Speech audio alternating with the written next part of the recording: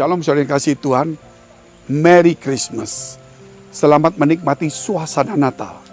Janganlah suasana Natal ini dirusakkan oleh emosi perasaan kita. Diombang-ambingkan oleh pikiran negatif dan perasaan-perasaan bersalah ataupun perasaan-perasaan terlalu sensitif. Saudara, tetapi belajar kita berpikir positif.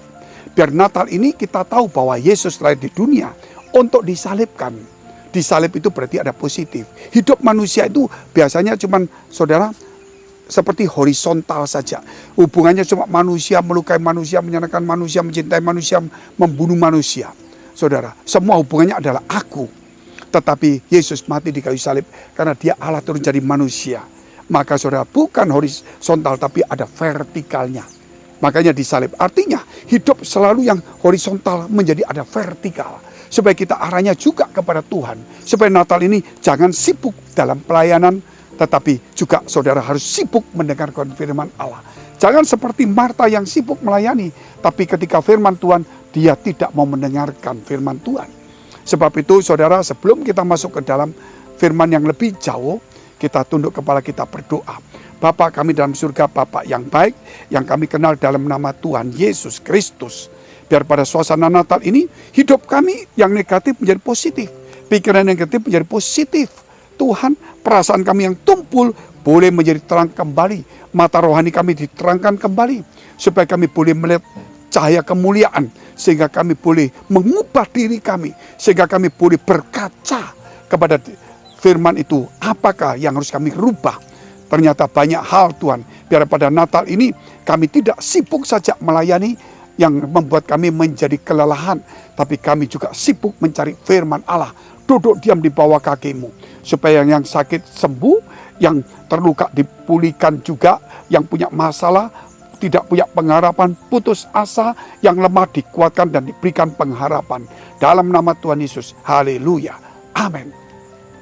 Saudara yang dikasihi, di dalam Yohanes 12 ayat 48. Dikatakan, barang siapa menolak aku dan tidak menerima perkataanku, ya sudah ada hakimnya, yaitu firman yang telah kukatakan, itulah yang akan menjadi hakimnya pada akhir zaman. Saudara mungkin coba berkata, aku gak pernah nolak Yesus, aku percaya Yesus. Tetapi saudara-saudara sekedar percaya Yesus, tetapi saudara menolak firman-Nya. Loh, saya tidak menolak, saya percaya, tapi saudara tidak melakukan firman-Nya. Contohnya saudara harus mengampuni, saudara tidak bisa mengampuni, saudara malah membenci. Harus mengasihi, saudara tidak bisa mengasihi, malah saudara punya namanya sakit hati dan sebagainya.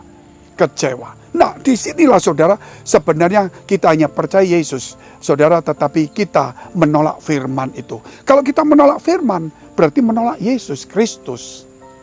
Saudara, kenapa? Karena Yesus sang firman yang telah jadi manusia. Kalau kita percaya Yesus, kita harus percaya firman-Nya. Sebab firman-Nya yang akan menghakimi kita di akhir zaman.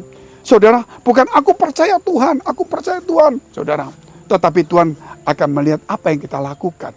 Banyak orang yang percaya kepada Tuhan, berseru nama Tuhan, Tuhan. Tetapi sebenarnya kalau kita melihat, mereka itu, saudara, tidak melakukan firman itu sendiri. Kalau saudara lihat begitu banyak, yaitu dikatakan saudara, yaitu pada hari terakhir banyak orang berseru, Tuhan, Tuhan. Oh, ya Tuhan, aku mengusir dalam namamu, melakukan mujizat demi namamu, bernubuat demi namamu. Tapi Yesus, Tuhan katakan, aku tidak kenal engkau, pembuat kejahatan. Karena bukan orang berseru Tuhan, Tuhan yang masuk surga, tapi orang melakukan kehendak Bapa. Melakukan kehendak Bapa berarti saudara, kita harus melakukan firman Allah. Karena firman itu yang akan menjadi hakimnya. Jangan sampai saudara hari ini, suatu hari saudara percaya Yesus, tapi firman itu menghakimi kita. Karena kita tidak melakukan firman Allah. Kita lihat dulu. Yohanes 8 ayat 31. Maka kata Yesus kepada orang-orang Yahudi yang percaya kepadanya. Jadi yang percaya. Jikalau kamu tetap dalam firman-Ku, kamu benar-benar adalah murid-Ku. Yang percaya. Kalau kamu tetap dalam firman-Ku, kamu benar-benar murid-Ku. Artinya yang percaya harus menetap dalam firman. Jadi yang percaya tetap percaya, tapi nggak menetap firman, itu berbahaya. Bukankah kalau saudara lihat kekristenan di mana-mana, di daerah-daerah Kristen menjadi Kristen, saudara KTP, Kristen lahiriah, mereka cuma datang di gereja, cuma mendengarkan, atau di samping gereja, atau mungkin di pinggir gereja, mungkin mereka ibadah, tapi ketika firman mereka tidak menyimak dengan baik, tidak menghargai firman, mereka cuma menghargai acara, mereka cuma menghargai ibadah, mereka tidak menghargai firman itu sendiri. Sebab itu saudara, dikatakan, ya banyak orang yang percaya, tapi Tuhan katakan, ya jikalau kamu tetap dalam firman-Ku, bukan cuma sekedar percaya kepadaku, tapi dikatakan jikalau kamu tetap dalam firman-Ku, kamu benar-benar adalah murid-Ku. Mari saudara, Yesus datang di dunia, bukan cari pengikut, tetapi Yesus datang di dunia, ini menjadikan kita murid-murid. Sehingga Yesus katakan, pergilah jadikan semua bangsa murid-Ku. Haleluya, dan ajarkanlah mereka. Biar Natal ini saudara, kita tahu merayakan Yesus. Oh, Yesus telah datang mengampuni dosa saya. Yesus telah saudara menyelamatkan saya. Yesus telah memberkati saya. Yesus telah memberikan kuasanya kepada saya. Tetapi Yesus telah memberikan firman-Nya kepada kita. Tetapi kita tidak menerima firman. Artinya kita menerima Yesus kuasanya dan namanya. Tapi pribadi Yesus adalah sang firman. Kita tidak menerimanya. Sehingga saudara, kalau kita melihat bahwa sesungguhnya Yesus itu saudara adalah sang firman.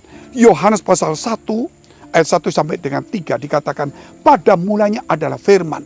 Firman itu bersama-sama dengan Allah, dan firman itu adalah Allah. Segala sesuatu dijadikan oleh Dia, tanpa Dia tidak ada satupun yang terjadi. Saudara, itulah sang firman. Ayat 14 dikatakan, firman telah menjadi manusia. Haleluya.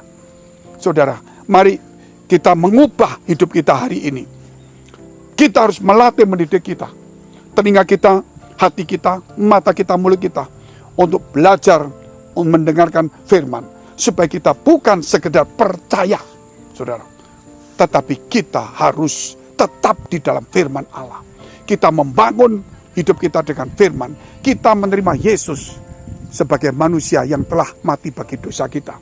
Tapi kita juga, saudara, menerima bukan sekedar nama, kuasa, dan pengampunannya, tapi kita mau menerima yaitu pribadi Yesus, yaitu sang firman Allah itu sendiri.